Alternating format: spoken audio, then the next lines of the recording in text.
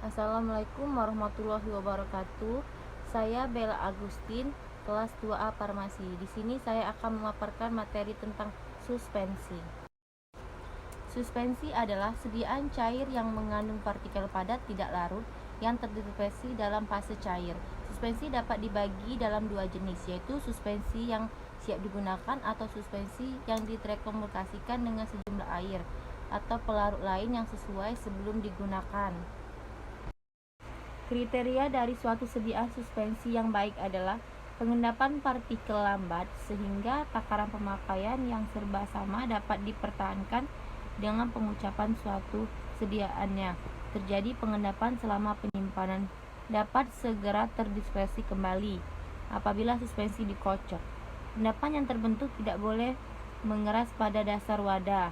Viskositas suspensi tidak boleh terlalu tinggi sehingga sediaan dengan mudah dapat dituang dari wadahnya, memberikan warna, rasa, bau, serta rupa yang menarik. Macam-macam bentuk sediaan suspensi. Suspensi injeksi intramolekuler, misalnya suspensi penisilin. Suspensi subkutan, suspensi tetes mata, misalnya suspensi hidrokortison asetat. Peroral, misalnya suspensi amoxilin. Rektal, misalnya suspensi paranitrosulfatiazol sebagai reservoir obat. Fettrandresmal, formulasi topikal konvensional. Suspensi dapat diklasifikasikan ke dalam beberapa kelompok berdasarkan kriteria tertentu. Yang pertama, berdasarkan tempat aplikasinya. Suspensi digolongkan menjadi suspensi oral, suspensi topikal atau eksternal, dan suspensi parenteral. Berdasarkan proporsi fase internalnya, suspensi digolongkan dalam litule fungsional 2-10% W per W dan concentral suspensional 50% W per V. Berdasarkan sifat elektronikanya, fase internalnya digolongkan menjadi suspensi. Suspensi juga memiliki kekurangan, yaitu yang pertama, bermasalah pada aspek stabilitasnya fisik, relatif repot dalam handling dan transport, relatif sulit untuk diformulasikan, peroleh dosis yang homogen, yang akurat kecuali jika suspensi dibuat dalam suatu dosis tunggal, memerlukan penggojokan sebelum pemakaian, memerlukan kondisi penyimpanan khusus karena dapat mempengaruhi keadaan fase dispersenya.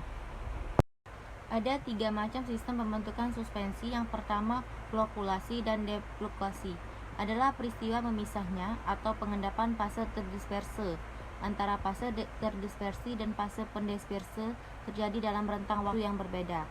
Yang kedua, di mana pada flokulasi terpisahnya dua fase tersebut lebih cepat dibandingkan dengan deflukasi.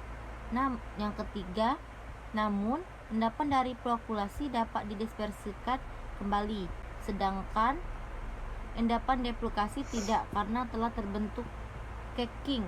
Hal ini disebabkan oleh ukuran partikel pada suspensi yang terdeflukasi sangat kecil, hingga membentuk ikatan antara partikel yang erat dan padat. Ada faktor yang mempengaruhi stabilitas suspensi, yaitu ukuran partikel dan kekentalan atau viskositas. Ukuran partikel, semakin kecil ukuran partikel, maka semakin besar luas permukaan. Dengan ukuran partikel yang kecil, maka daya tekan ke atas cairan akan semakin memperlambat gerakan partikel untuk mengendap. Dan kekentalan atau viskositas. Kekentalan suatu cairan mempengaruhi pula kecepatan aliran suspensinya.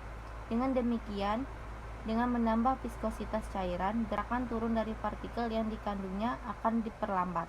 Tetapi perlu diingat bahwa kekentalan suspensi tidak boleh terlalu tinggi agar sediaan mudah dikocok dan dituang. Itulah pemaparan dari saya. Saya akhiri. Wabillahi taufiq wal hidayah. Wassalamualaikum warahmatullahi wabarakatuh.